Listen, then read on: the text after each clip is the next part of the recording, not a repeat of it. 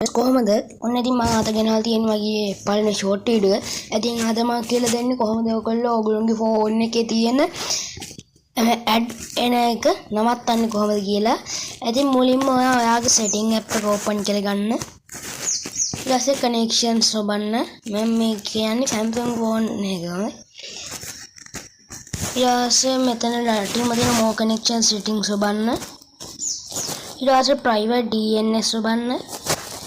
private DNS provider host name දාලා dns.adguard.com කියලා search කරලා simple save දෙන්න.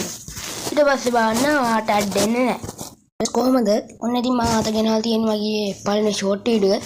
ඉතින් අද මම කියලා දෙන්නේ කොහොමද ඔයගොල්ලෝ ඔයගොල්ලෝගේ ෆෝන් එකේ තියෙන ඇඩ් එන එක නවත්තන්නේ කොහොමද කියලා. ඉතින් මුලින්ම ඔයාගේ setting app එක open කරගන්න.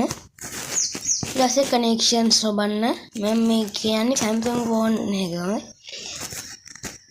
ඊට පස්සේ මෙතන ළඟටම තියෙන more connection settings ඔබන්න. ඊට පස්සේ private DNS ඔබන්න.